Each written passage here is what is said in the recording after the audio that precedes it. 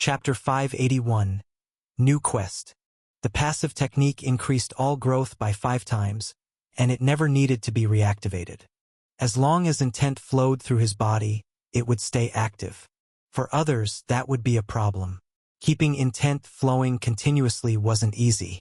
It required awareness, focus, and it usually drained people quickly. But not him. Maintaining intent was second nature to him. He didn't even have to try. It ran through his body on its own. Always had. He exhaled and closed his eyes. It was time to activate the technique fully. Activating Evergrowth Soul was more complex than it sounded. It involved setting up a system where one let the soul absorb 5 streams of experience instead of just one. He reviewed the process in his head again. The soul absorbed a person's experiences, what they'd seen, felt, feared, achieved. All of that naturally affected how a person grew. Their weaknesses, their ambitions, their doubts, their beliefs, they all shaped the path of evolution. This technique built on that. It let the user create 5 different strands of intent, each carrying the same mix of emotions, experiences, and goals. Once those strands were ready, they were fed into the soul all at once. That way, instead of getting a single stream of experience, the soul received 5. It would treat them all as real, as if the user had lived through 5 sets of memories instead of 1. Nameless Death had to agree that it was a simple idea, yet it had a complex execution. Only a genius could come up with such a technique and create it. Nameless Death activated the Evergrowth Soul. He immediately felt different. The experience was hard to describe, but it was novel nonetheless. Now that I have done this dash. Quest Brotherhood received. Quest 1. Defeat Queen of Sanguiscreech Ants. Reward. Quest 2. Location of a possible ally who could help you escape the Varaka site. Recover your mind invasion trait. Failure. Chances of your possible ally dying would sharply increase. Time limit. 24 hours. Extra note. The possible ally has entered Varaka site due to his shadow trial. He has been in this site for nearly 4 centuries, and he has important information of powerful monsters that when devoured can help you grow quickly. Extra note. The possible ally is a volatile person, and there is a high chance you can antagonize him for no reason at all. It is recommended that you approach this person cautiously. So someone has entered this place due to their shadow trial. This quest makes it look like that if this guy fails his shadow trial, it would be my loss. Nameless Death attention shifted to more important aspect of the quest. He has information of powerful monsters? If I can recover my darkness concept, then these monsters would be tremendously useful to me. Also, I can recover one of my traits if I complete this quest. So all in all, it's a good deal for me. Nameless Death did not know what his concept was, but he had an inkling of what it could do. Moreover, it wouldn't take long before he recovered his concept. He was already at adept mastery in darkness thanks to his knowledge of darkness and the Evergrowth Soul boosting the growth and learning speed. After deciding on his object, Nameless Death quickly set out on searching for the monsters. His aim was simple. He would search for weak monsters while he recovered his darkness concept. As soon as he got his concept back, he would defeat and devour monsters until he was strong enough to defeat the target of his quest, Sanguiscreech Ants. I need to be strong enough to fight the Berserker when he comes. So this plan is the best to deal with all my problems. He quickly set out on searching for monsters. The forest was filled with them, so locating them was no problem. However, a complication quickly arose. Even the weakest of the monster is early stage 4. They are all far stronger than me. The gap in strength between him, who was pseudo-stage 4, stronger than stage 3 but weaker than stage 4, and the monsters was far too large. Damn it. Is there not a single stage 3 monster? 12 hours passed, but he did not find a single stage 3 monster. Worst, the monsters had realized something was wrong. They had found the traces of Nameless Death sneaking in and out of their territories despite him doing his best to hide his tracks. It forced Nameless Death to move slowly and cautiously. By the 13th hour, several powerful stage 4 monsters were chasing his tracks. While sneaking away from them, he found Sanguiscreech Ants. 3 of them were standing guards at the entrance of the burrow. Ants live in colonies, so there must be hundreds, if not thousands of them beneath the ground. Moreover, if the guards at the entrance are at stage 4, the ones below must be stronger. Nameless Death frowned. There was no way he could defeat their queen within the remaining 11 hours unless he took a gamble. Damn it! He clicked his tongue and retracted his steps. While all monsters were stage 4 inside this forest, not all of them were equal in strength. One of them in particular was a good match for Nameless Death. The monster used illusions to distract, chronomancy to speed itself, and physically reinforced attacks to attack. It was stronger than average monsters, but for Nameless Death, who was immune to illusions due to his title, it was the only monster he had any chance at fighting. I can't believe I'm thinking about fighting a level 4 monster after cursing my past self for doing crazy things. Nameless Death clicked his tongue and hid behind a tree. From his current location, he could see a monster several hundred kilometers away. It had 2 hands, no legs, and it floated above the ground. Its head was a sphere lit on black flames, and it had no eyes. The monster was the same size as his body, but it was dangerously fast even without using chronomancy, not to mention it was impossibly strong. Nameless Death had seen it blow a mountain away with a simple punch. Nothing ventured, nothing gained. Nameless Death took a deep breath and used gap movement technique to appear behind the monster. Chapter 582. Fighting a Stage 4 Monster God. Nameless Death's plan was simple: one-shot kill. All the monsters in this forest and the surrounding site were left alive as Berserker had gotten bored of killing their species. That didn't make them weak. Quite the opposite. Every one of them radiated a divine presence. They were gods. But Nameless Death had the Godslayer title, and coupled with Ragnarok Exhalation Dragon Breath, his most devastating ability, he could deal obscene amounts of damage, especially since the breath combined Chaos, Void plus Death, with Fire Elemental into a single, devastating force to create Chaos Fire. If he hit point blank, it might be enough. He launched his punch. But the monster moved faster than he'd expected. A ripple of mind magic pulsed out from its body. Nameless Death froze mid-strike. His mind was breached, and the monster commanded him to stop. The monster tilted its flaming head and stared at him. There was no expression to read, but the intent was clear. What gave this stage 3 mortal the confidence to challenge it? Crouched slowly and leaned closer, as if trying to understand. Then it prepared to crush him. But something went wrong. Nameless Death moved. He already had high resistance to mind attacks due to him being a Heavenbreaker, and coupled with increased mental fortitude provided by the Man Who Stood Against Adversity title, he could shrug off the monster's mental attack without wasting even a split second. The monster reacted too late. He grabbed its arm, clenched tight, and used his strongest attack. Ragnarok Exhalation Dragon Breath.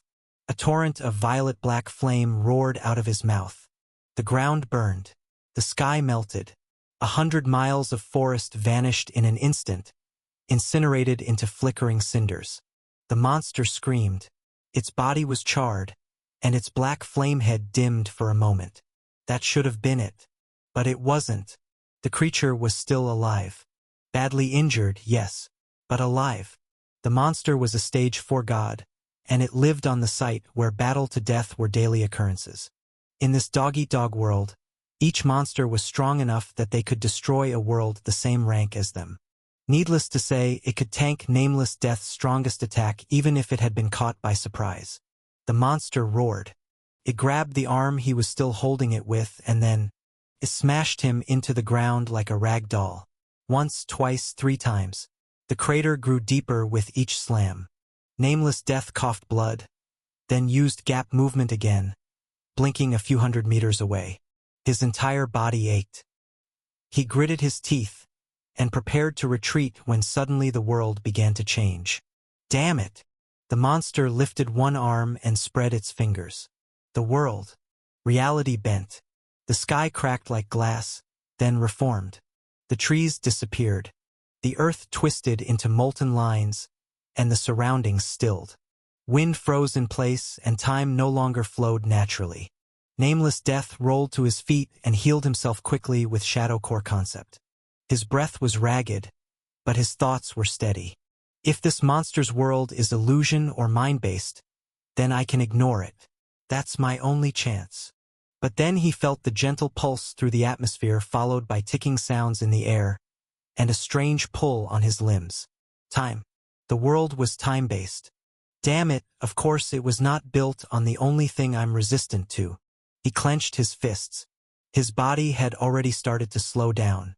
His muscles resisted his will, and even blinking took longer. His heartbeat echoed like a drum in a cave. Meanwhile, the monster sped up. It moved like a ghost made of lightning. The first punch hit his jaw. He tried to raise his arm, but he moved too slowly. The second punch caved in his side. The third sent him flying. A moment later, the monster appeared behind him and kicked him into the ground again. He barely registered the pain as his shoulder was blasted into oblivion. Before he could heal, another blow landed. Then another. The forest around them had been reduced to a broken, empty space warped by time distortions. Time bubbles flickered in and out, some slowing things, others accelerating them wildly. Nameless Death tried to move away again, but the time-based world slowed the gap movement. His body flickered, only to reappear in the same spot. "Damn it!" he growled, spitting blood. The monster hovered just a few meters away. It was watching him, trying to understand why the man in front of him was opposing the law of jungle. What gave him confidence in challenging a stronger opponent? Nameless Death forced himself up. His limbs shook, but his will didn't falter. This wasn't the first time he'd been outmatched. He didn't remember those battles, but his burning will roared, showing no signs of fear. Of course, he wasn't just fighting blindly. He had a cheat, one that was unique to him. Time dilation, time element concept, copy percentage, 0.1%. The world, time dilation concept-based world, copy percentage, 0.0001%. The percentage rose bit by bit every second he stayed inside the monster's world. Of course, in exchange, he was being completely demolished. Even as his body shattered from the monster's relentless blows, his mind churned at speeds far faster than the time around him. Each microsecond felt like a stretch of thought. The world overrides reality. It fuses a concept into a localized dimension and forces that concept to apply universally inside it. Nameless Death's thoughts sharpened. In this case, the monster's concept manipulates time by accelerating itself while slowing me. Even the time elementals I generate inside its world are bent to follow its rules. That was the power of a god. They were not just overwhelming strong. They could manipulate the opponent's element and force the opponent's elementals to follow the god's concept. It meant the god had subdued the opponent's elementals and could now control them freely. This was the power of the world. Only one of two things could override a world: another world of equal or higher conceptual strength, or a technique that was simply too strong. Nameless Death had neither of the two. But giving up wasn't an option. He summoned his remaining world energy and activated his Shadow Core concept to rebuild his destroyed body. A subtle shift took place the moment the energy cloaked his body. The time around him stabilized. It was no longer slowed or under the monster's control. It was as if, in covering himself with world energy, he had established a micro-world of his own, which was enough to protect him from the monster's world. "I can do this?" he muttered in disbelief, blinking at his own hands. "That's actually awesome." A black flame fist slammed into his face. The monster didn't dare give him a chance to pull up more tricks. It struck again, tearing through Nameless Death's ribs, spine, and torso. And yet, before the body could even hit the ground, it reformed. Bones snapped back into place. Flesh regrew. Nameless Death returned to the fight. Punch for punch. His attacks barely scratched the monster. Its own, in contrast, tore through him like paper.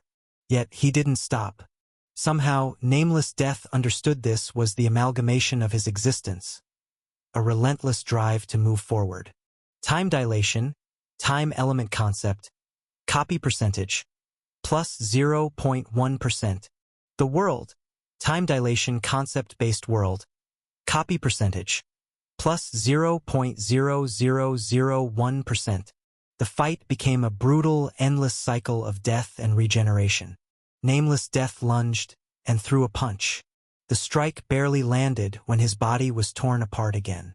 His limbs were ripped off, head was crushed, and spine was shattered.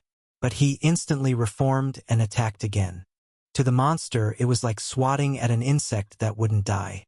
The only reason Nameless Death could keep going was because of his sheer stubbornness to give up. Time dilation, time element concept, copy percentage, plus 0.1%. The world, time dilation concept-based world, copy percentage, plus 0.0001%. I can win if I can drag this fight, but the speed of copying was far too slow. He had less than 24 hours left before the timer given by Quest and the Berserker ran out.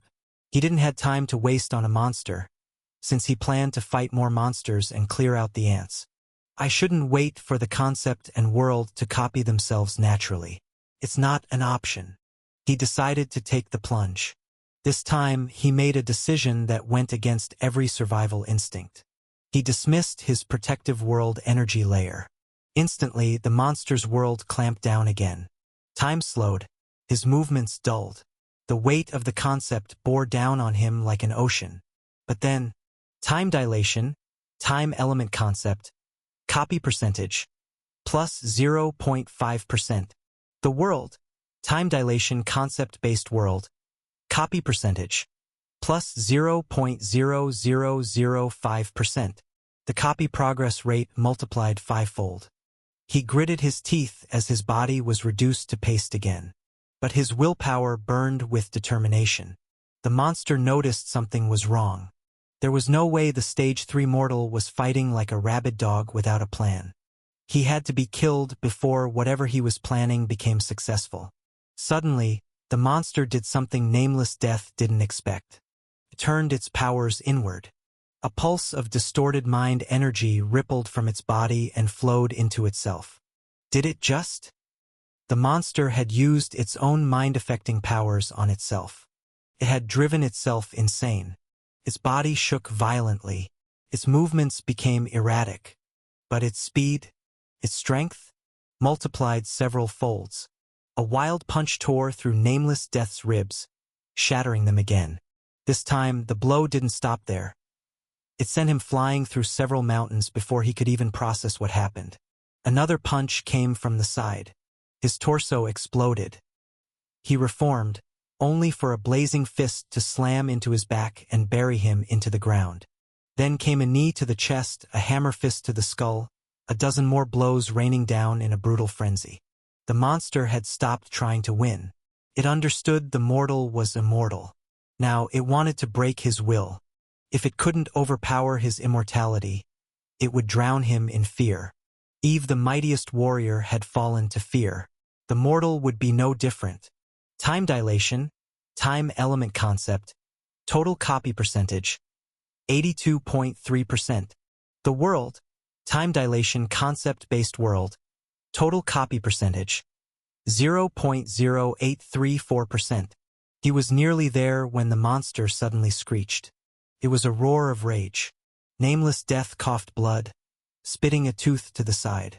Well, don't tell me you are already getting tired? Because I can do this all day. He didn't expect a response. But the monster paused. Just for a split second, and Nameless Death wouldn't let go of such an opportunity. He hit the monster with Ragnarok Exhalation Dragon Breath. It was able to dodge, but a small flicker of the purple flames touched its body. The monster screeched in pain.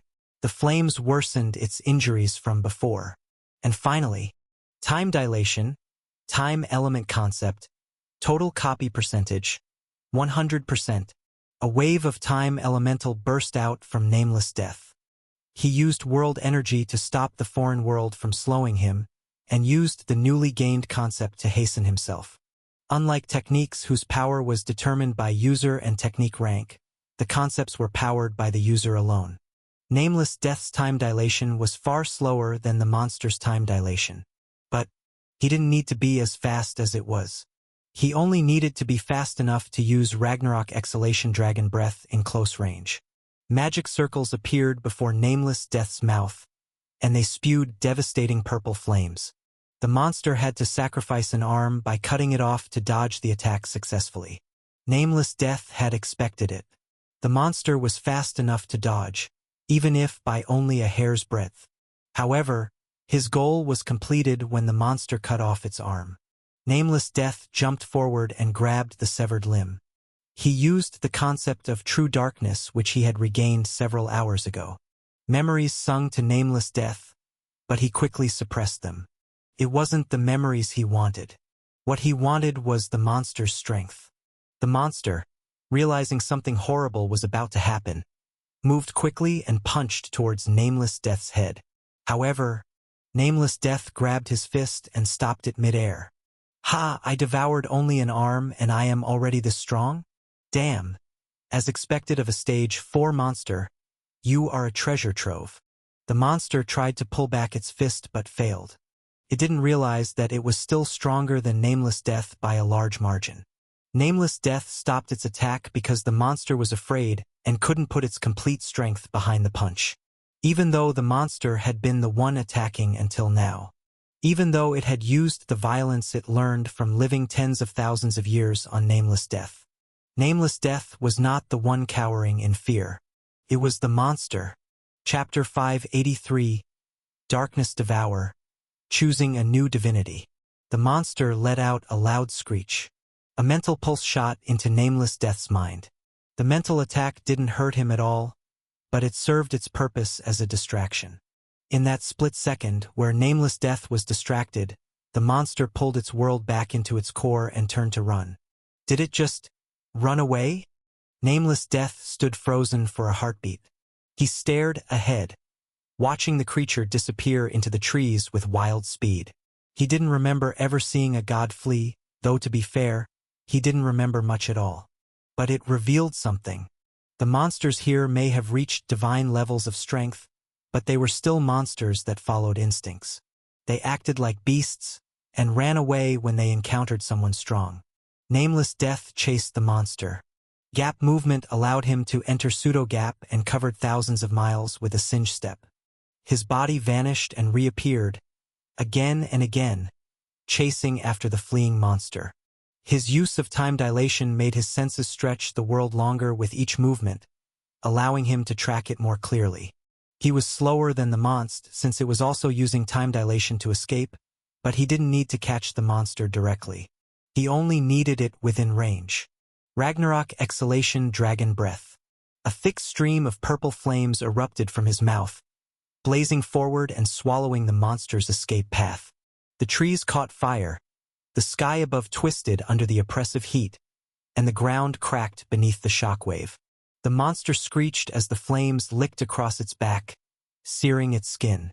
It didn't stop running, but the damage slowed it. Nameless Death kept using gap movement, weaving between the trees and debris, continuing his pursuit. The monster zigzagged, leaped over mountain valleys, and smashed through stone cliffs. It even unleashed a barrage of time-slowing pulses to create distance, but Nameless Death closed in steadily. And then, the distance vanished. Nameless Death appeared above the monster. He used Abyss Mirror and summoned the death sword stored within it. The black blade pierced downward, faster than the monster could react. It stabbed through its back, tearing through its soul and slicing its core. The monster twisted, trying to use time dilation to slow the attack, but it was too late.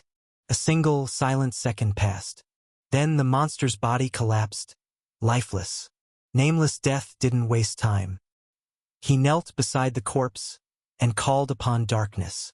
The monster's head was the first to be devoured, along with a portion of its soul.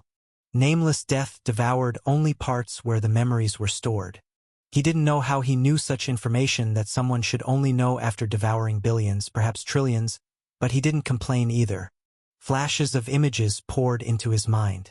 A young creature crawling on a quiet planet, training, evolving, hunting, eventually reaching the site. What the hell are these memories? Nameless Death stopped the memories. He waved them off like smoke. I don't care about your upbringing. Just show me the important parts. The memory flow obeyed. The pointless childhood sequences vanished.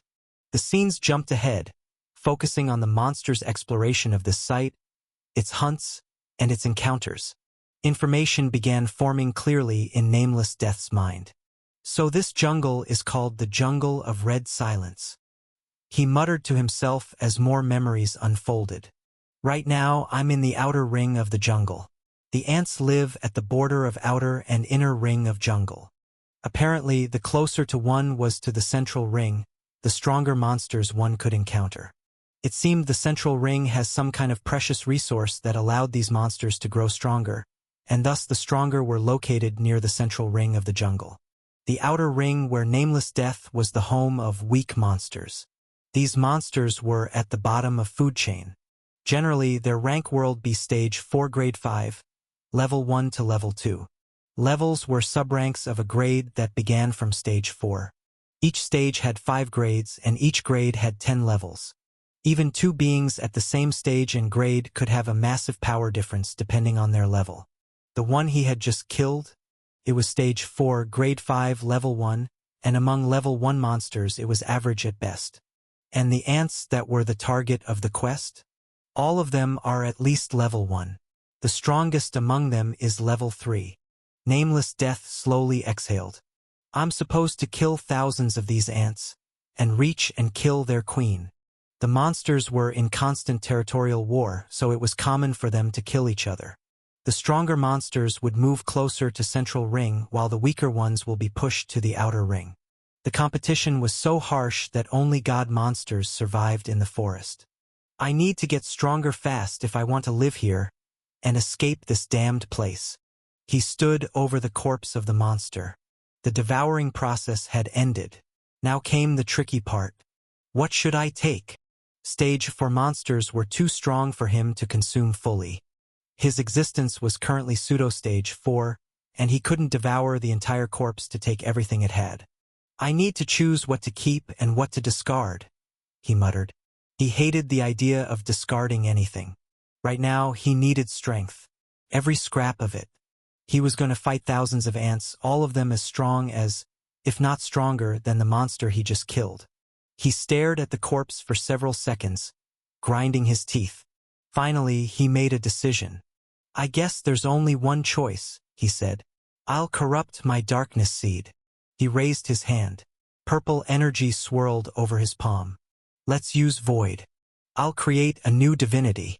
If this works, my darkness should evolve, and theoretically it should gain the ability to devour existence of others and use it to boost my existence, just like how I devour their concepts and techniques. Right now, darkness couldn't devour existence. It wasn't his limitation, but rather the way the element worked. Could devour energy, memories, life, but not existence. Chapter 584. Evolving Darkness. Elements were capable of evolution. It didn't happen naturally, but through the gods who had those elements. To explain it in simpler terms, when the Supreme of Flames had risen, his concept became a universal law. His understanding of flames was that they burned. As he reached the pinnacle and fused the fire element into the universe, that understanding didn't remain personal. It reshaped reality itself. From that day on, flames were born across the universe, and they gained the inherent ability to burn.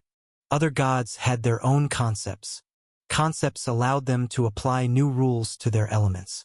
There could be a god with a concept of flames that healed. To him, fire wouldn't be destruction. It would be life, warmth, and renewal.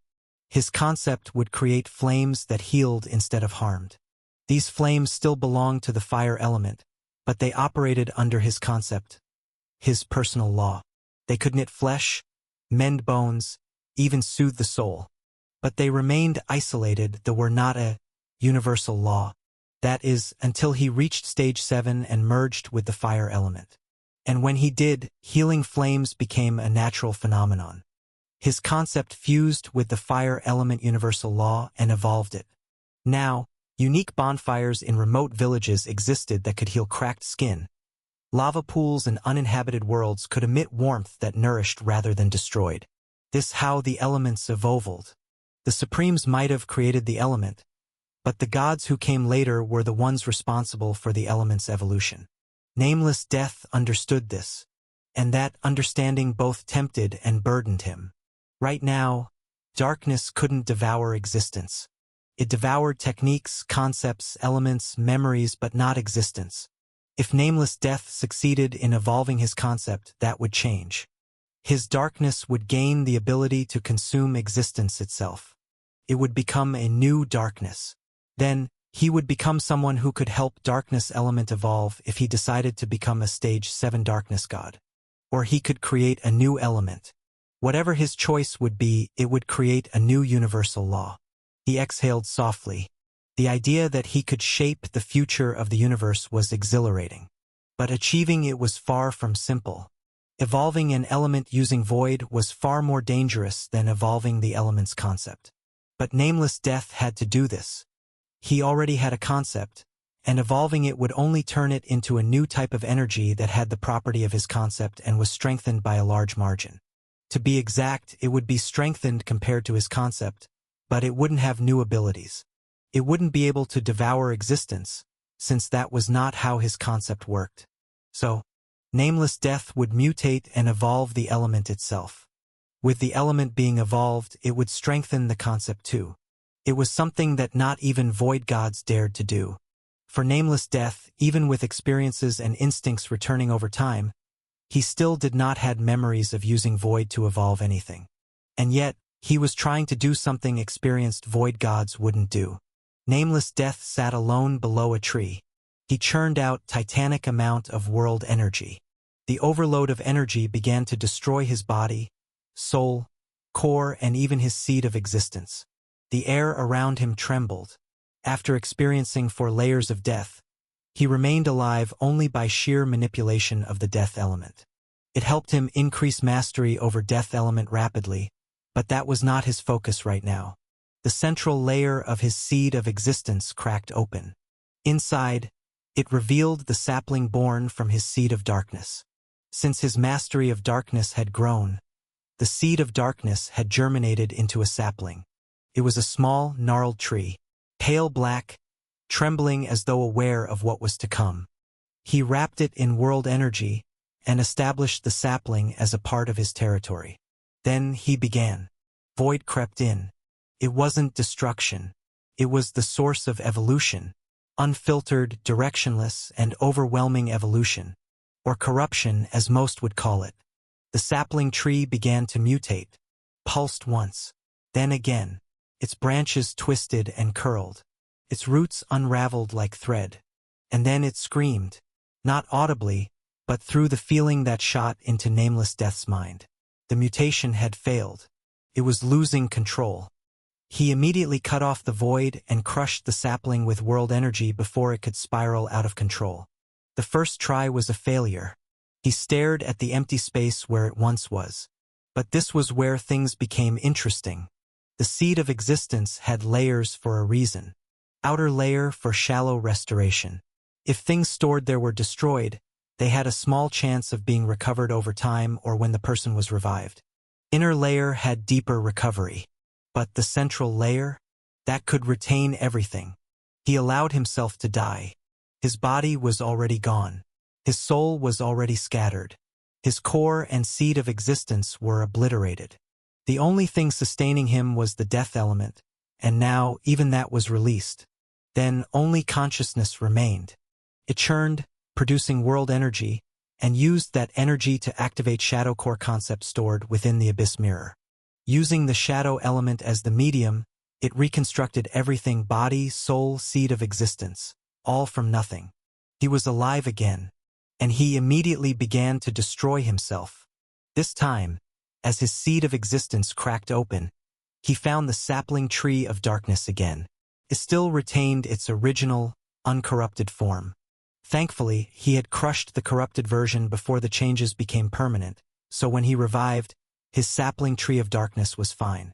He used void again. The sapling tree began to mutate, and once more the mutation went wrong. The evolution was too chaotic and uncontrollable. He destroyed it before it went wild. Suddenly, A thought struck him. What if I recreate just the sapling tree of darkness? He murmured. Using the shadow core concept again, he formed a new sapling from scratch. It was completely identical to a natural one. Then, he began corrupting it again using void after surrounding it with world energy. The mutation still failed. But instead of stopping, he created another sapling. And another. And another. Each time he allowed the void to mutate it. And each time the corruption failed. From creating a new sapling of darkness, to corrupting it and failing, the whole process took 1 second. 1 second. It was incredibly slow. Nameless Death didn't have time to waste. He decided to take things to another level. He recreated 2 saplings of darkness and corrupted them together. When the mutation failed, he created 3 saplings of darkness at once and corrupted them. It wasn't easy to create multiple elemental saplings of the same element inside the central layer of Seed of Existence, and doing so took effort. As Nameless Death kept creating more and more saplings of darkness, he got the hang of having multiple elemental saplings inside his Seed of Existence. Soon, tens of thousands of sapling trees of darkness were born, corrupted, and destroyed at once each second. He was drowning in failure. But with each attempt, he was learning the corruption patterns, the reactions, and where it was going wrong. Reality around him groaned. The fabric of space twisted, unable to withstand the pressure of so many elemental births and deaths. The Berserker, watching from afar, and the Universal Codex couldn't believe what they were seeing. Ha ha ha! People called me lunatic? They should have seen this guy. The Berserker laughed, unable to believe his eyes. How did he even come up with an absurd strategy to grow stronger? Ha ha ha! Berserker and the Universal Codex weren't the only ones watching him. Something greater had sensed the obscenity that Nameless Death was doing. Above the site, a pressure descended. The will of the universe appeared. The members of the Alliance waiting outside the site felt the presence. They froze, and some of them dropped to their knees with their bodies shaking uncontrollably. What's going on in there? Dren gasped, his face pale. The will of the universe didn't usually intervene. Its purpose was to maintain order and enforce the heavenly principles. Unknown to them, the universal will was watching Nameless Death, and it was hesitating, because what Nameless Death was doing wasn't forbidden. It should have forbidden been, but it wasn't. The heavenly principles had never considered this scenario, and thus never made a rule for it. No one had ever dared to repeatedly destroy and recreate thousands of elemental seeds inside themselves. No one had ever thought to corrupt thousands of elemental saplings with void just to force evolution by brute force. How could they? Even if someone had techniques capable of doing what Nameless Death was doing, they weren't insane enough to come up with such a crazy training method. The will of the universe frowned, as if deciding what to do. But there was nothing in the laws that allowed it to stop him. Nameless Death was still going. Each time a sapling mutated and failed, it was instantly replaced. He wasn't aiming for perfection. He wasn't waiting for the perfect outcome. He was creating a storm of probability so vast that, eventually, at least one mutation would be successful. The Berserker was going crazy from excitement from watching Nameless Death. Yes, this is how void is supposed to be used. Not how those weak, coward gods use it. You are supposed to let it destroy and evolve. And find the beauty in that. Flashes of black and purple light flickered around Nameless Death as void kept mutating the thousands of saplings of darkness. The moment the mutations strayed too far from the root concept of darkness, he erased them. A few of the saplings almost succeeded. One nearly absorbed the void. Another nearly bent space to hide its own presence. Another seemed to bleed darkness like a living wound. Finally, a sapling evolved. The darkness within it had the property to obscure presence. Wrong. I don't need this. He crushed the sapling and recreated another uncorrupted sapling. As his experience of corrupting the saplings increased, more and more saplings evolved successfully. But none of them had the darkness he wanted. Nameless Death didn't stop. He wasn't even bothered. This wasn't about skill. This didn't need talent. He was brute-forcing the evolution. He only needed one sapling to have the darkness he needed. With growing experience, he was soon creating, mutating, and destroying over 1,000,000 saplings per second. Not enough. This still wasn't fast enough. What if he needed over 1,000,000,000 attempts to reach the answer through sheer probability? 1,000,000 attempts per second were pathetically slow. He used time dilation on himself to increase his speed by several dozen folds. 10,000,000 saplings per second. 50,000,000 saplings per second. 100,000,000 saplings per second. 1,000,000,000 saplings per second. The number kept increasing. The sheer amount of pressure he was putting on himself made his muscles and blood vessels burst. But it didn't matter to him. He was already dead. His body was still alive only to do death element. His soul has been long pulverized to ash due to the titanic amount of energy he was creating. His core had been destroyed and rebuilt twice before he stopped paying attention to it. The seed of existence at the center of it all was cracked open, its deepest layer exposed to the world. Inside that central layer, several trillion saplings were being born and erased each second. And finally, another sapling was born. This one didn't collapse immediately. Its roots spread inside the energy. The corruption didn't spiral out of control. It didn't try to devour itself or revert into raw void. Instead, it began to hum. Nameless death paused. He didn't destroy it. The sapling kept mutating slowly, but not wildly. Its trunk thickened slightly, as if adapting to the pressure of void around it. Its leaves shimmered, turning from black to translucent, as if made from the absence of form itself. Nameless death checked its ability. Chapter 585, Becoming an Elemental Supreme. Nameless death withdrew the void elementals and the world energy. He focused on the sapling he just created. It stood at the very center of his seed of existence. The sapling was a black stalk at first glance. But as he looked more carefully, the color shifted. Black turned transparent. Then it flickered, becoming both. Sometimes it alternated rapidly. Sometimes it held both states together, refusing to choose. It looked different from any element he had seen. It was darkness, yet it wasn't. He probed it with his intent. And the sapling responded. Something in it resonated with him, and he resonated with it. There was understanding between them, and that allowed him to understand the ability of the sapling. It's done. He smiled, and without hesitation, crushed the other trillions of saplings within his seed of existence. The chaos occurring within his seed of existence was gone. Above the sight, the universal will observed him in silence. It had watched everything unfold. From the moment nameless death began creating the malformed saplings, to the exact second he let go of the void. It had expected, hoped, he would fail, but alas, heavenbreakers were bastards through and through. What the hell had this nameless death bastard created? The thing growing inside nameless death's seed of existence couldn't be classified.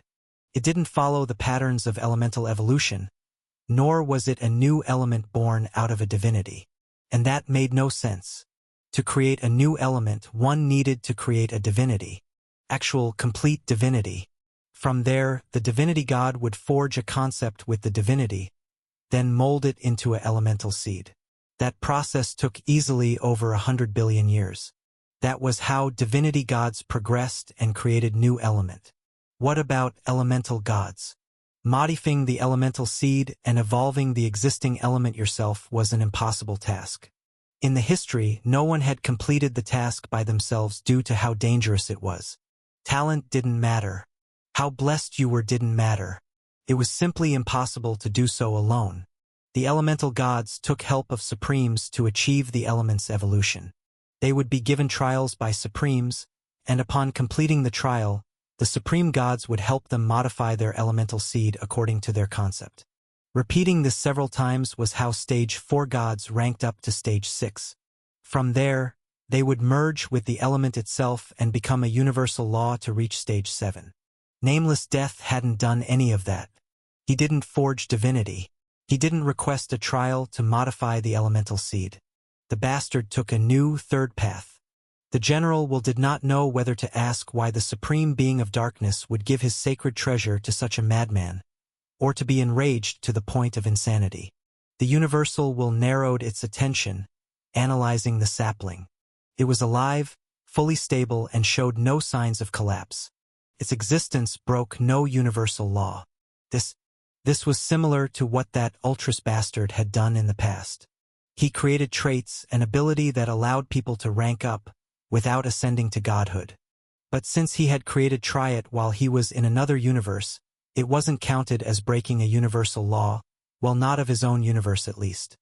He did face opposition from the other universe's will, but it was a weaker universe, and Ultras simply subdued it with overwhelming force. Then, he came back to his home universe and decided it was time to start a family. A big-ass family. At least that bastard Ultras was kind enough to go to another universe and not break the universal laws of his home universe. But this nameless death bastard? He did it here. Right when Universal Will was looking at him. It was like the concept of shame didn't exist for him. The worst part? This bastard isn't even God. The Universal Will felt the weight of what had just happened. It didn't even know if it should call what nameless death created a new element, or an evolution of darkness. The Universal Will didn't like it, but it couldn't do anything. The problem was that the method to create a new element wasn't mentioned in any universal law. There were only two ways because they were the only paths ahead. No one bypassed them. No one was capable of it. No one except this bastard. The Universal scanned everything again, desperately searching for even a single violation, a single excuse, to punish this bastard. Unfortunately, Nameless Death hadn't done anything wrong. He had simply walked on a path that was not blocked or discovered by others. None of the labels applied to his achievement. None of the known paths explained what he had done. And that irritated the Universal Will. The Universal Will finally recalled why it hated these Heavenbreakers. They were the worst. Not because they destroyed things, but because they exposed things. They showed that the impossible wasn't impossible. They walked into pre-established paths and tore down every assumption, then walked away like they hadn't done anything special.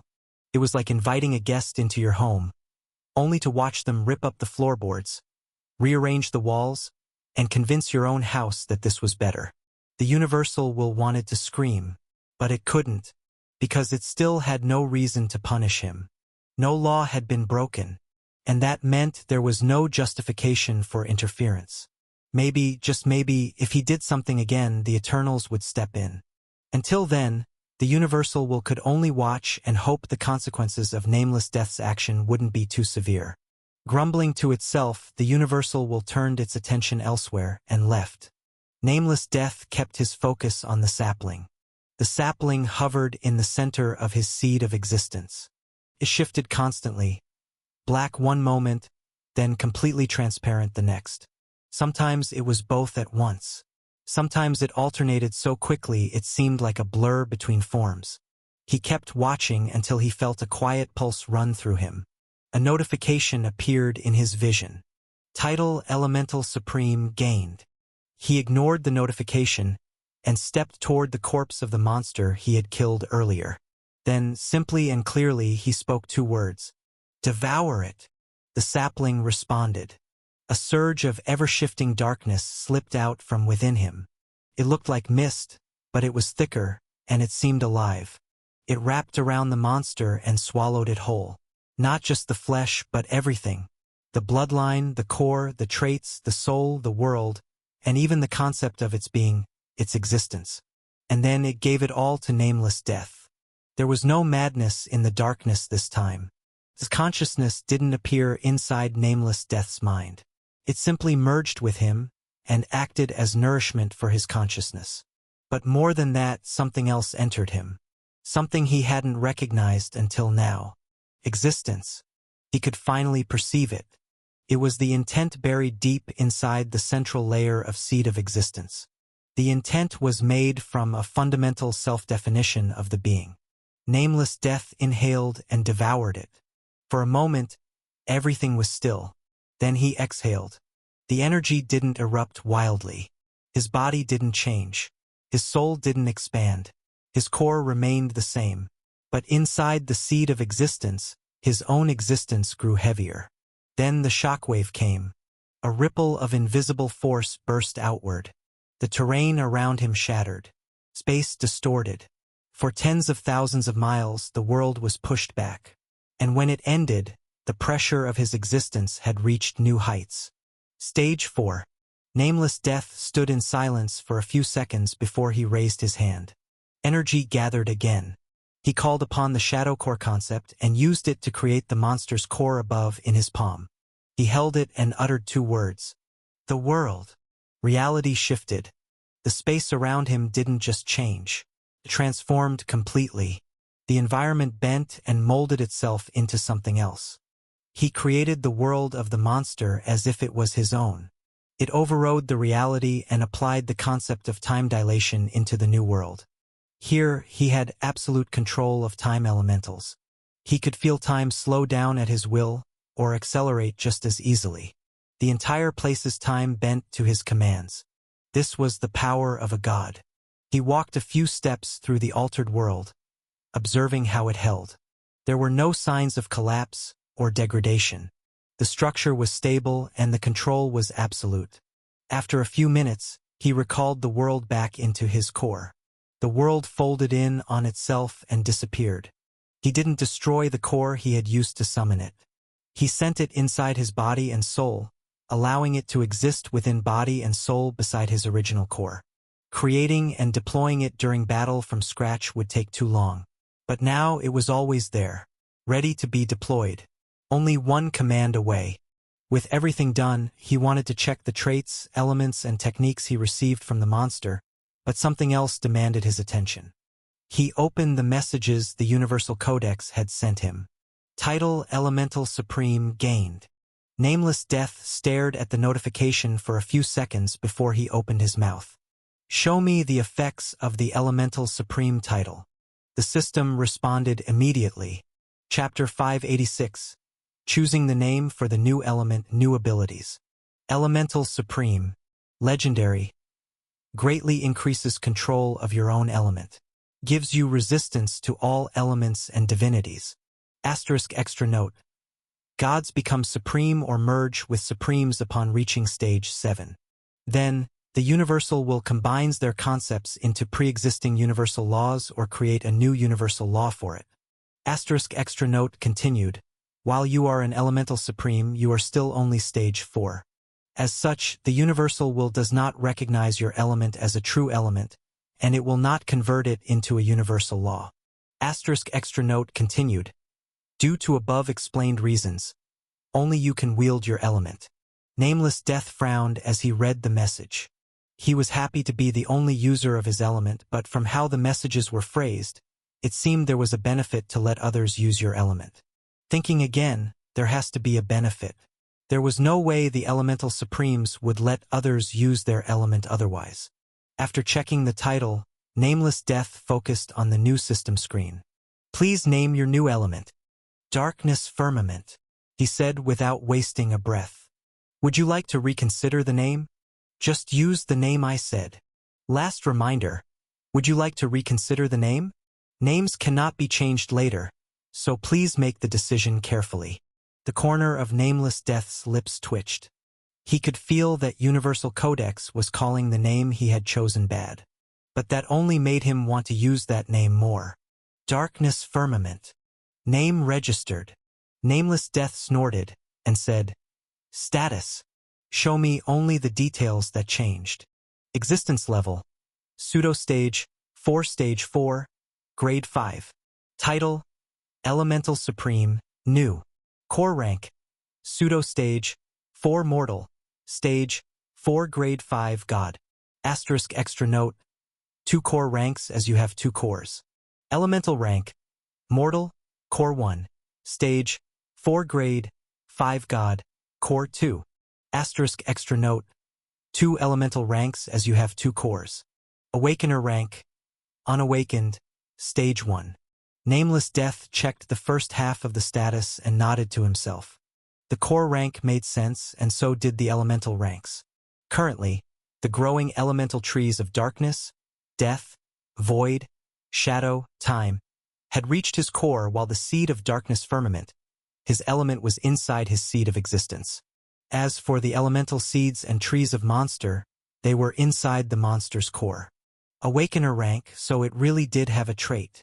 Nameless Death looked at other stats. Stats. Strength, pseudo-stage 4 stage 4, grade 5, level 1. Dexterity pseudo-stage 4 stage 4, grade 5, level 1. Constitution pseudo-stage 4 stage 4, grade 5, level 1. Luck, fateless. Asterisk extra note. There is a huge gap between the people in the same level too. It is advised that the user does not think he is as strong as the strongest level 1 monsters just because it shows level 1 on his status page. Affinity. Core 1. Death, Adept, Peak, Shadow, Adept, Lowest, Darkness, Supreme, Peak, Void, Adept, Peak, Darkness Firmament, Pinnacle, Time, Adept, Peak. Core 2 Wind, Adept, Lowest, Time, Stage 4, Grade 5, Harmony, Adept, Low, Rage, Expert, Mid, Fear, Expert, Mid. Nameless Death swept his gaze over his stats. They were easy to understand. The affinities, on the other hand, were interesting. I can bring those elemental seeds into my own core, but let's have them stay there. The elemental seeds in my own core will grow faster if they don't encounter opposing affinities. There were many opposing affinities. Hope, despair, death, life. Having elemental seeds of the opposing affinities in Seed of Existence would slow the growth of elemental seeds. Similarly, having same type of elemental seeds in the Seed of Existence brings out a resonance effect that helps the weaker elemental seeds grow faster if the other similar elemental trees are of the higher rank already. Nameless Death had Dark-type elemental seeds in his Seed of Existence, and he decided he would put only Dark-type elemental affinities there. Rage and Fear are emotion-type elements, while Time is celestial type. So let's keep them in Core 2. Nameless Death felt weirded out how he did not have memories, but he retained information. He ignored the feeling and focused on Darkness Firmament. What does Pinnacle Mastery mean? Pinnacle, you are the creator of the element, and what you've created is a finished product. To evolve your element now, you need your followers to cultivate your element and bring new understandings, concepts, into it. Nameless Death frowned. It sounded like he had reached the end of road with Darkness Firmament. Is there really no way to make it progress myself? Is my only choice reaching stage 7 and turning my element into a universal law so that others can use it, which then will help me evolve my element? Nameless Death thought about it carefully. Ultimately, he clicked his tongue and focused on the other contents in the status screen. He could only ignore the problem with Darkness Firmament for now. Concept. Core 1. Darkness, True Darkness, Legendary. Core 2. Rage, Berserking Will, Common. Fear, Frenzied Instinct, Rare. Time, Time Dilation, Common. So Universal Codex can show rarity of concepts too, he muttered. Knowing what his own concept did, he focused on the other concepts he gained from the monster. Berserking Will. He used the concept. Red wisps of energy materialized around him. He could feel his emotions being twisted and surge in strength. A deep sense of rage clouded his mind, and rationality slipped through his fingers. He wanted to fight, butcher his enemies, and commit genocides. What kind of person you have to be to build a concept like this? Nameless Death swallowed his words when a screen popped up. Rage. Expert. Mid-high peak. The elemental mastery jumped 2 sub-ranks just from one use. It was like saying Nameless Death had talent for the Berserking Will concept.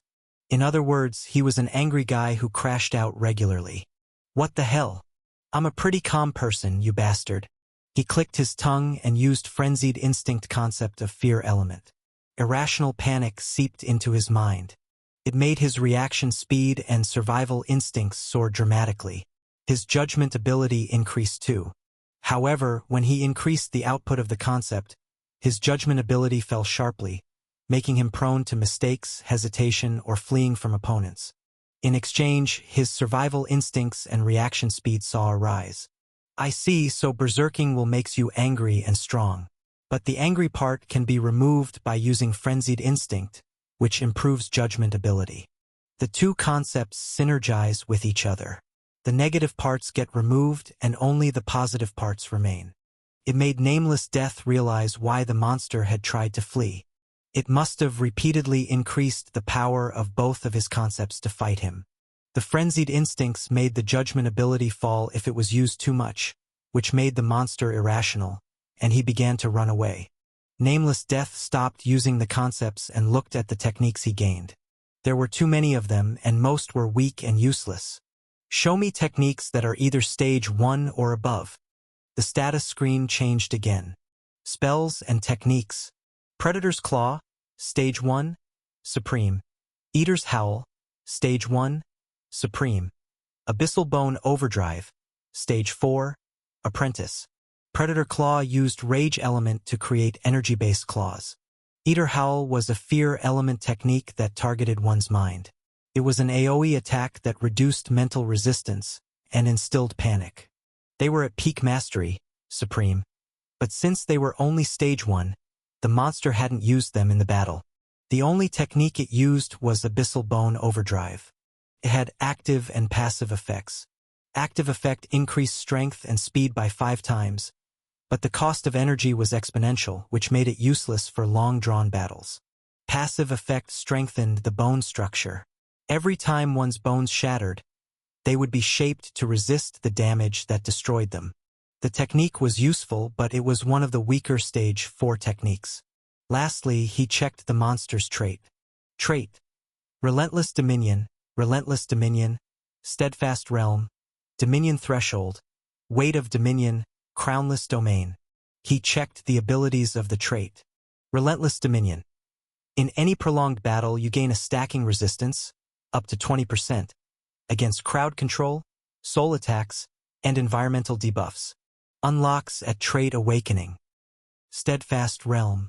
While standing still or holding ground in combat, you generate a subtle defensive field that slightly reduces incoming ranged and area attacks. Allies within 10 meters gain minor resistance to fear or panic effects. The longer you hold a position, up to 5 minutes, the harder it becomes for enemies to impose battlefield-altering effects in that area, e.g., gravity shifts, elemental storms. Asterisk unlocks at Awakened rank. Dominion Threshold. You can declare a threshold during combat, radius 15 m. Within it, your stamina and focus loss are halved. Concepts used within the threshold take slightly longer to activate for enemies, minor delay. Only one threshold can exist at a time, lasts up to 5 minutes. Asterisk unlocks at Mythic rank. Weight of Dominion. Trigger condition: kill multiple enemies within your threshold. Your presence within this threshold becomes heavy, and enemies within it feel a passive pressure, which increases with each enemy you kill. You can now shift the threshold to follow you slowly, if walking or hovering. Your recovery of energy improves slightly while inside the threshold. Asterisk unlocks at Empyrean rank. Crownless Domain. Trigger condition: defeat a rare or higher rank title holder inside the threshold. Threshold becomes semi-permanent in battle and can persist for 30 seconds after you leave it.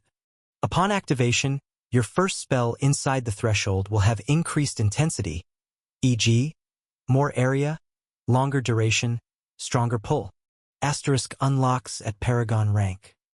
Asterisk extra note: traits merge with the person's existence when they become God, and no new traits can be unlocked after that. In exchange, the traits are strengthened. Nameless Death read the extra note first. He nodded to himself, knowing what that meant.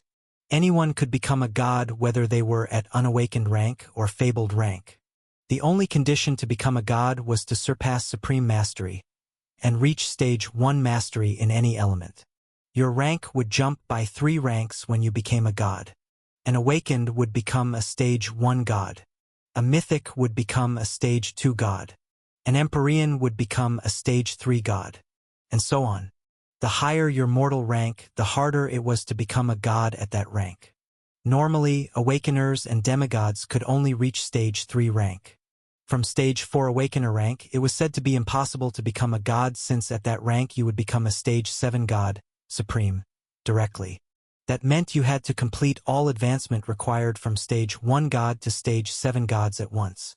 In other words, almost everyone who was at Stage 4 was a god. The monster reached godhood at Paragon rank, so it directly became a Stage 4 god. Most of its abilities are geared toward survival or crowd combat. I was really lucky that none of its abilities worked against me, or else there is no doubt I couldn't have won against a Stage 4 monster god while being a pseudo-Stage 4 unawakened mortal. Only when he said it did nameless death realize what sort of insanity had he done. Forget about being a god. He wasn't even an awakener when he challenged the monster god. Well, what is done is done. I should focus on creating a plan to fight the Sanguiscreech ants. Nameless Death looked at the remaining time for the quest and the Berserker's arrival. 4 hours, he muttered. Damn it. I wasted too much time creating Darkness Firmament. He had no other choice. He bolted towards the entrance of burrow to the Sanguiscreech ant's nest he had discovered. Reaching his location, he noticed 3 ants guarding the entrance. Okay. I should go over everything before I fight just to make sure I'm not missing anything. Sanguiscreech ants live at the border of Outer Ring and the Inner Ring of the jungle. They were individually strong and had thousands in numbers. They had both strength and numbers which made them near invincible in the Outer Ring of the jungle. However, the Inner Ring was different. There, even the weakest monster god was Stage 4 Grade 5 Level 6. The gap between ranks increased with each stage. At Stage 4, the gap became so massive that it finally started to show effects. To give an example, the gap between Level 5 and Level 6 was big enough that the Sanguiscreech ants couldn't defeat a Level 6 enemy despite their numbers. This had forced the Sanguiscreech ants to stay in Outer Ring of the forest. However, recently an unknown entity appeared in the Inner Ring and started to wreak havoc. This entity had attacked the monsters that were manning the border of Inner Ring and Outer Ring. With their enemies weakened, the Sanguiscreech ants had been preparing to defeat them once and for all, then enter the Inner Ring. Luckily for me, whoever this unknown entity is, it killed the Level 5 warriors of Sanguiscreech ants too and weakened the Level 4 ones. So I have a chance at victory. Needless to say, Nameless Death was simply hyping himself. Even with the strongest Sanguiscreech ants dead or weakened, they still numbered in thousands, with the weakest being a Stage 4 Grade 5 Level 1 god. Chapter 587 3 Gods, and a Synchronized World. Nameless Death stood still for a long moment. Then he exhaled slowly. There were only 4 hours left. He didn't have time to hunt monsters. He had to fight the ants as he was if he wanted to have a chance at completing the quest. I'm going into a nest with thousands of gods when I'm weaker than the weakest one, he muttered, massaging his face. Wow! It was absurd when said aloud, but what needed to be done didn't change. Besides, he had an unfair advantage. His immortality. He couldn't die. Pain, injury, death, everything was temporary for him. If his opponent was stronger, then he just had fight until he was the stronger one between them. Here goes nothing. Without waiting any longer, Nameless Death used Pseudo-Gap. He vanished and reappeared instantly behind a nearby ant. Before his feet touched the ground, he activated Abyssal Bone Overdrive, and his strength and speed shot up 5-fold. His aim was simple: kill one ant before they can react. But the ants reacted faster than he expected. The antenna of the ant near his original location twitched sharply. His head turned with uncanny precision. Without hesitation, it spat a blob of dark blood exactly where he had teleported. The ant he had targeted was already shifting away. The blood blob hit the ground and exploded. Red mist filled the air. A few drops of it splashed onto Nameless Death's arm. The moment they touched him, the blood moved. It slithered like a parasite and burned like acid. It crawled over his skin and began eating into his arm. He sliced his own arm off at the shoulder without wasting an instant. Then he regenerated it just as quickly. But as soon as he reformed the limb, a strange weakness passed through him. His balance shifted and he nearly stumbled. Ha! He couldn't figure out what was wrong until the Abyss Mirror spoke. Devouring Blood, Stage 4, Apprentice, copy percentage. Plus 0.00001%. The number was small, but the name gave him an idea of what the technique did. Devouring blood. It sounded like a blood spell formed from the combination of blood and darkness elements. He didn't have the blood element, which made the copy process slow. But that wasn't the issue. It devours the target the moment contact is made, he realized. And it won't stop until either the part is cut off or the victim is completely devoured. What kind of evil magic is that?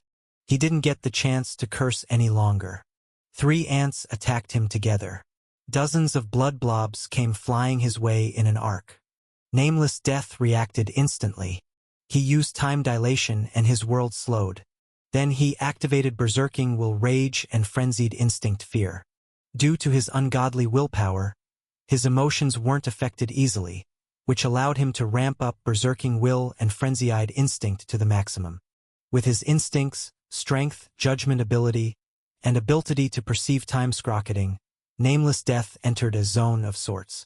Everything became clear. The blood blobs were still in motion, but to him they might as well have been frozen. His death sword moved. He applied pseudo-gap to his strikes, letting the sword look like it was teleporting from one angle to another. The movements were precise, targeted, and fluid. Every blood blob was cut in the blink of an eye. Each one exploded, creating a wave of red mist. Nameless Death didn't stop. He stomped down with force, shattering the ground beneath him. The rubble jumped into the air. With a flick of thought, he used telekinesis technique stored in Abyss Mirror to raise the debris and form a makeshift shield. The explosion remnants hit the rocks and lost most of their strength. He was safe, for now. But then, the ants activated the world. A hum echoed in the air as the battlefield transformed. He was suddenly inside an endless tunnel. He stood at the center with only darkness in either direction. There was no light, and he could not sense a way out if there was one. Then he heard it. Faint splash. From both sides of the tunnel, blood was rushing toward him. Gallons of it. Is that devouring blood? How the hell is their world's concept the same as their spell? No, how could they create a concept that combines 2 elements in it? The questions rose in his mind, but there was no time for answers. These ants didn't have variety of techniques, spells, or traits. Yet their blood-devouring spell and world concept were same. Nameless Death suspected their species played a role in that synergy. But right now he had to survive. He made a decision. True darkness. He devoured himself with it, leaving only his consciousness behind. The blood reached the center of the tunnel and surged through, filling every corner. But there was nothing left to consume. No one could devour consciousness other than him. The ants paused. They clicked their mandibles, confused. Nameless Death's body was gone, and they couldn't sense him. But their instincts didn't let them drop the world. Nameless Death drifted as a consciousness. In this form, he couldn't attack, couldn't use techniques, elements, or concepts. He couldn't even move. His thoughts were sluggish and barely coherent. Why aren't they removing the blood? World? It didn't make sense to him, who was not aware of their instincts. The blood should have receded by now. If it stays, I'll lose stats, abilities. The thought stuck. They're keeping it active to steal stats? His thoughts were slow and broken, but the meaning was clear. They want my stats. Stat? His irritation flared. Then it sharpened into something else. Fine. Then I'll give them what they want. He consumed a massive amount of world energy and instantly regenerated. The devouring blood reacted immediately. It tore into him, devouring not just his body, but his memories, his stats, techniques, and everything it could touch. He let it devour. Then, darkness firmament, true darkness. He unleashed both at once, letting them flood the tunnel and devour the devouring blood. The battle changed immediately. His concept was legendary and darkness firmament was not weaker at all, and in most cases that alone would have given him the advantage. But these ants weren't normal. They were combining 3 worlds at once to empower their shared concept. and that gave them the edge. Nameless Death was losing even with true darkness and devouring blood. Bit by bit, he felt his memories unraveling. His physical stats were slipping away. It was like drowning in numbers he used to own. But he didn't panic. It didn't matter. The world. He activated his own world. Time twisted around him. The tunnel warped. Their worlds clashed, and he amplified himself with his world. Despite having lost his stats, he moved frighteningly fast. His body shot forward. There, two ants stood at the far edge of the tunnel. They reacted immediately, matching his speed as they began to fall back. Nameless Death, he was slower now. Half his stats were already gone, and it showed. His movements weren't sharp. Each step dragged slightly behind his will. But he was far from done. He used Shadow Core concept to create 2 more monster cores, and then he used those cores to... The world. Power exploded outward. His 3 worlds collided with 3 worlds of the ants. The field was finally leveled. He could feel the effects of devouring blood weakening. The 2 shadow cores hovered behind his back, glowing blue, spinning slowly. Each one was unstable. Forming 3 cores at once was beyond normal limits, and it showed. His existence groaned under the weight. But, if it was just for a short time, he could maintain the 3 cores. There was reason he was going so far. Each core held all techniques of the monster, including Abyssal Bone Overdrive. With the one inside him that made 3, he activated the technique from all 3 cores. Strength and speed multiplied instantly. His body surged forward, now moving at 15 times his capacity. The tunnel warped around him as he closed in on the 2 ants. The devouring blood still clung to him, eating into his limbs. His flesh sizzled. His left side was mostly bone now. But he reached the ants.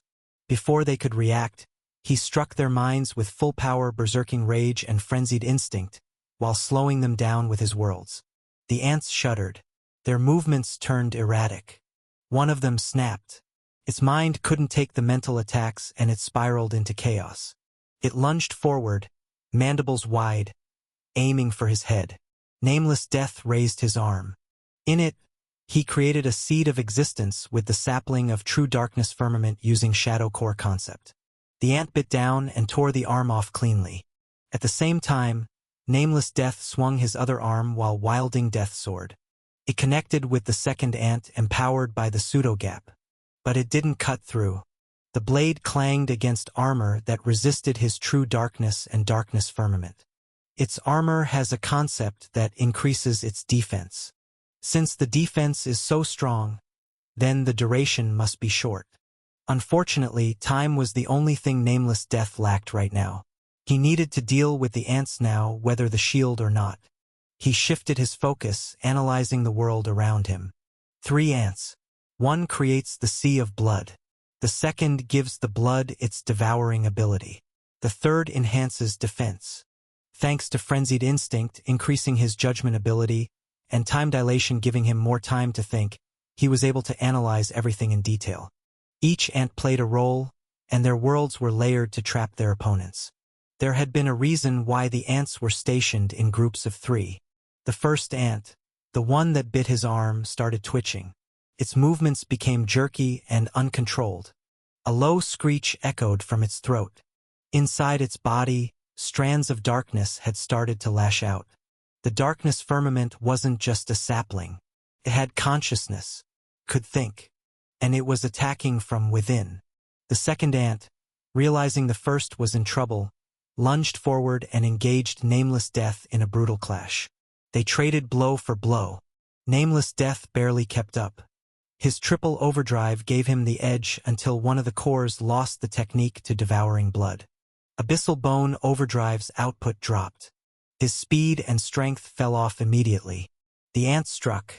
Its mandibles clamped around his neck and head. It yanked, tearing his skull and spine clean from the rest of his body. His physical body died, then regenerated in an instant. His strength and speed were falling for sharply. Now, he could no longer exchange attacks at equal footing. However, he wasn't worried. Devouring Blood, Stage 4, Apprentice, Total copy percentage, 100%. He had it now. He activated the spell immediately.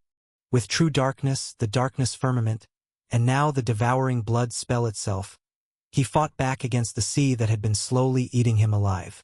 The blood resisted, but it was no longer just a threat. He could overpower it. The first ant collapsed as the internal attack reached its peak. Nameless death absorbed its core, abilities, and power. It rushed into him like a flood. His existence flared, overwhelming the tunnel for a brief second. The second ant froze as it sensed the change. Tried to retreat, but it was too late. He stepped forward and swung the death sword again. This time the ant was cut in half. As its body fell, the effects of its world began weakened.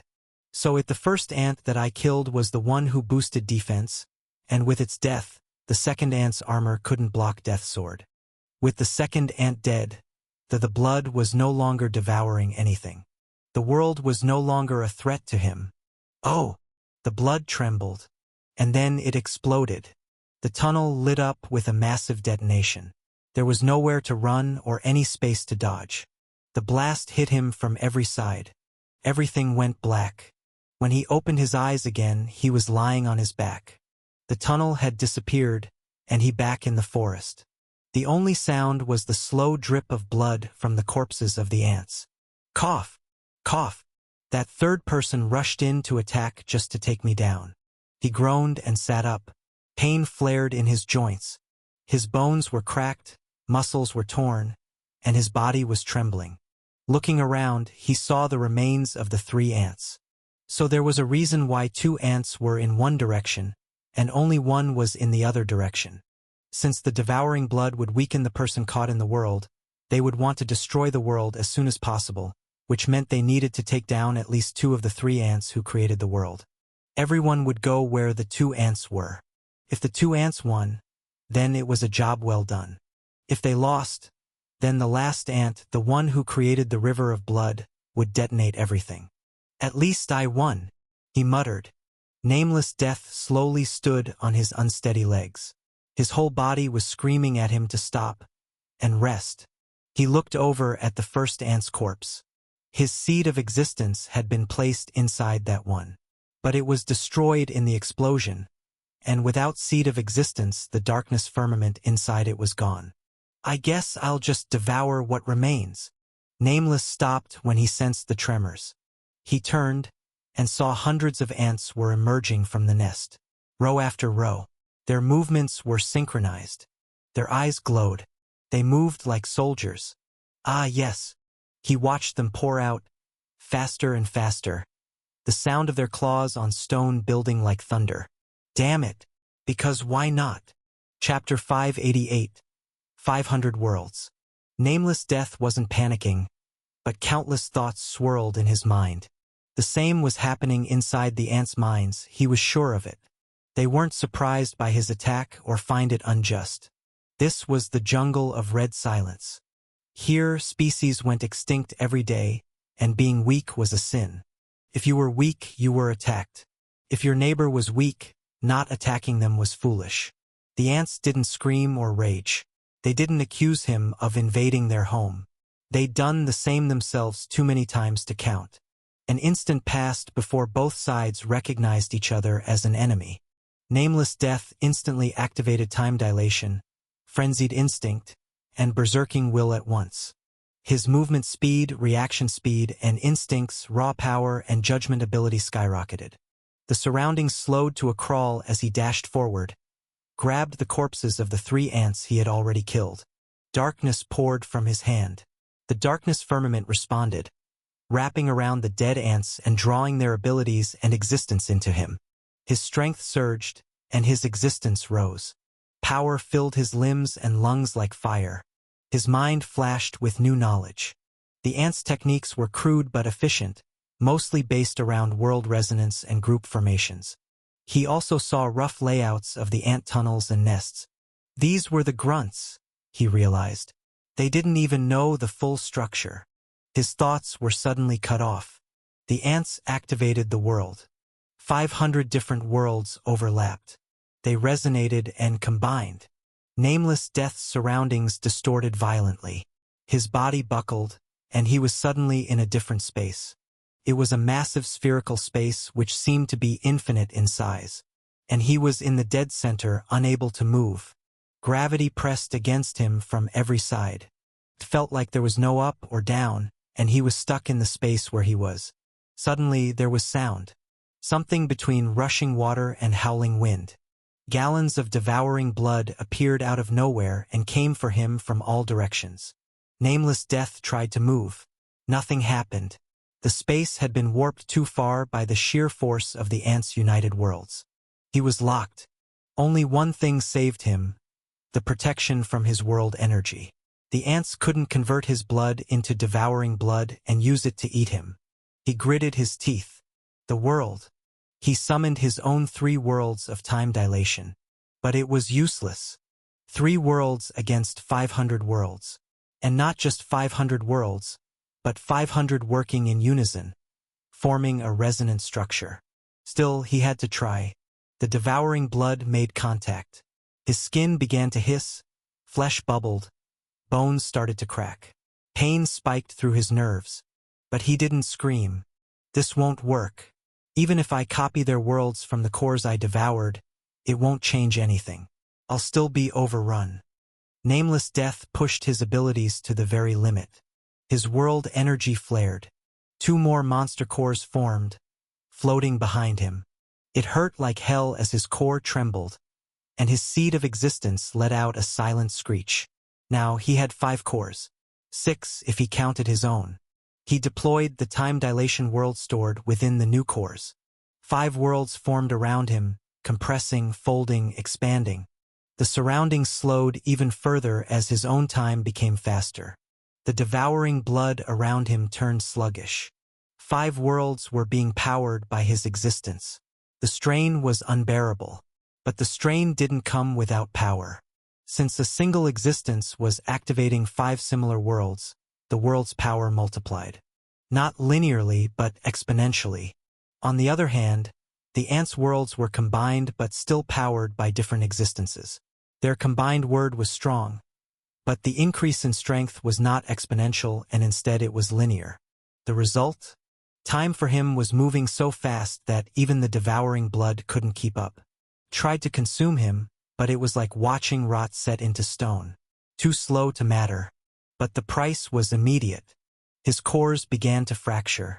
His seed of existence cracked. His existence warped. Somehow, he knew if he didn't stop, the damage to his existence would be permanent. And still, he didn't stop.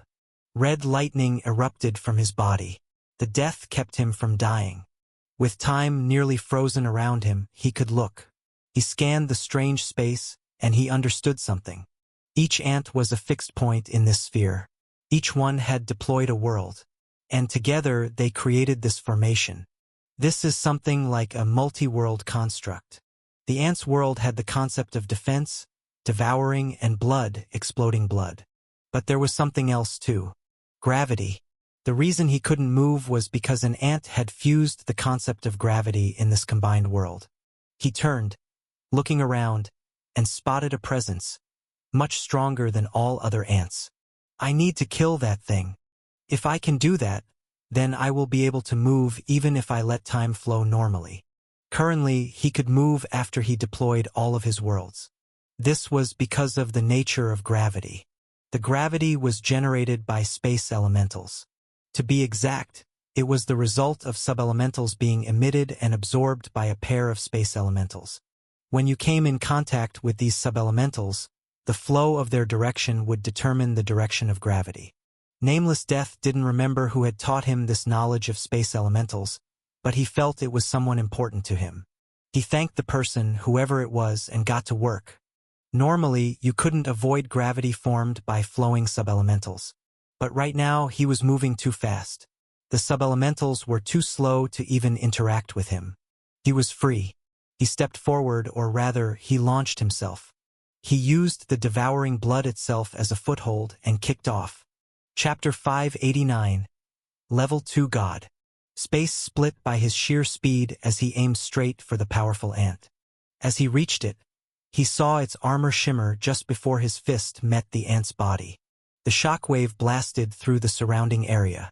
The ant responded immediately, countering with a claw strike. He dodged, swung his death sword, but the blade barely scratched its shell. They traded blows in rapid succession. Nameless Death noticed something. "This one's different," he muttered. "It must be level 2. It explained a lot. While every other ant was frozen in time, this one moved, reacted, and countered at the same speed as him. They clashed again. The ant didn't use normal strikes. It bit into empty space, and the very air responded. Cracks formed in reality itself, thin lines of ruptured dimension that moved with terrifying precision. One of them missed Nameless Death's face by less than a hair's width. Another one didn't miss. A slash tore across his upper arm. Flesh and bone were nearly sheared off. He stumbled back, pain flashing through his senses. He ignored the pain, and instead of retreating, he activated Burrowed Shell, the defensive technique he'd absorbed from the ants earlier. Thick, interlocked red plates shot out from his skin, forming an armor around him. They trembled against the spatial distortions but protected him successfully, even if barely. Still hurt, but he didn't stop. He pushed forward again, only to be repelled. The ant was matching him move for move, speed for speed. "My death sword's too weak. Can't cut through that shell." His physical strength wasn't enough either. He was already pushing himself past sane limits by using 6 overdrives at once. 5 through monster cores, 1 through his own. That was already damaging his existence and twisting it into something unknown. They continued exchanging blows. The shock waves from their collisions were lethal to the nearby ants, but neither of them cared. The others were weak and unimportant. He needed a stronger attack. Ragnarok Exhalation Breath wouldn't work. The ant's armor would shrug it off. Abyss Mirror could let him copy the ant's techniques, but the copy percentage was barely progressing. They were simply moving too fast. Not even a nanosecond had passed since the battle began. If only my death sword was stronger. Then it struck him. He was covered in death. He had died thousands of times since the battle began, thanks to the ant's relentless assault. Even if he was alive, his action of deploying 5 worlds at once was damaging his existence, and he was close to touching true death already. His mind, thanks to frenzied instinct, was operating with impossible clarity, pushing survival judgment and combat awareness into overdrive. And with Evergrowth Soul, he was evolving mentally and learning everything 5 times faster than normal. This was the perfect moment for enlightenment. He stopped trying to win and started trying to learn. Every death taught him something. Every pain, every narrow dodge, every failed attempt, it all built toward something more. What is death? He asked himself as he dodged another spatial fong. He knew he had left countless corpses behind, even if he didn't remember it. Even now, he had seen thousands of his own death. Nameless Death looked inward. Why had he taken the name Nameless Death? Why nameless? The answer came without effort. Because death doesn't need a name. That's why I'm nameless. He ducked under a sudden blow, feeling a portion of his red armor shatter. But he didn't care. The enlightenment continued to flow into him. Death doesn't kill for a reason. It doesn't choose who deserves it and who doesn't.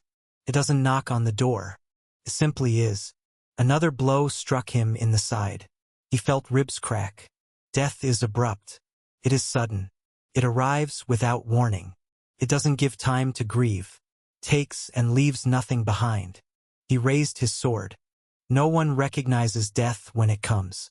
That's why it will always be nameless. To his surprise, the change was immediate. It was as if his death sword had been waiting for him since long ago. The weapon in his hand began to shift. It grew darker, and its presence became heavier. The deep red color changed into an overwhelming black, so dense it seemed to eat the light around it. Tiny red lightning bolts flickered along the blade's edge. Death Sword, Stage 3, Supreme. True Death Sword, Stage 3, Supreme. There was no change in stage, but it felt different now. Before, it had felt artificially boosted. Now, it was strong enough to be called Stage 3, and this was his death. Nameless death. He moved again. This time, his sword left a deep gash across the ant's armored carapace. The ant hesitated. Then it growled and lunged. But something had changed. The ant wasn't confident anymore. Not only did its opponent had vitality comparable to monsters in the inner circle, he was just as ferocious as them. Nameless Death saw the hesitation in its attack instantly. The ant had realized that it had to put down Nameless Death quickly. But it sensed a sudden shift. The atmosphere around Nameless Death changed once more. An enlightenment. Again, the ant's movements faltered. It was smart enough to understand the danger. Couldn't let this go on. If Nameless Death gained another enlightenment, the outcome of the fight would no longer be in its favor.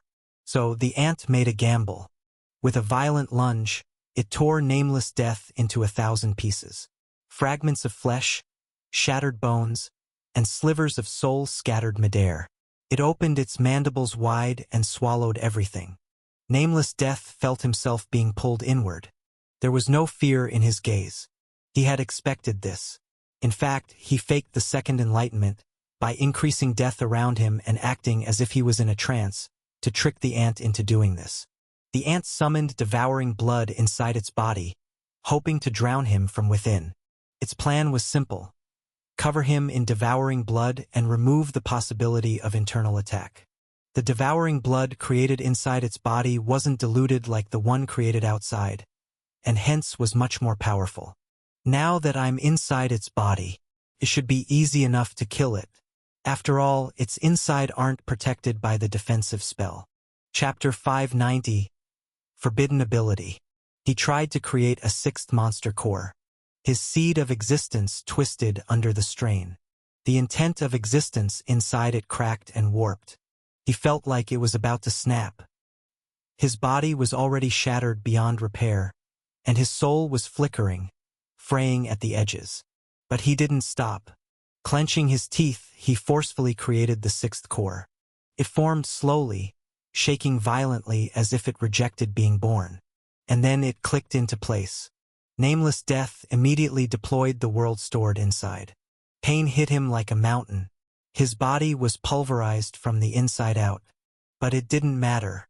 The world had activated, and that was what he wanted. Time twisted. The sixth time dilation world wrapped around him like a veil. In an instant, he became much more faster. It was as if the ant's insides slowed. Even the level 2 ant, with its insane speed, now moved like a sluggish creature underwater. Its devouring blood, once unstoppable, now looked like a lazy stream trying to crawl across the air. Nameless Death reached out and grabbed his true death sword. Then he moved. He tore through the ant's stomach, cutting through its organs and internal plating with wild swings. His darkness surged. The darkness firmament he controlled spread like a sea, devouring everything it touched. Flesh, blood, bone, it was all being consumed.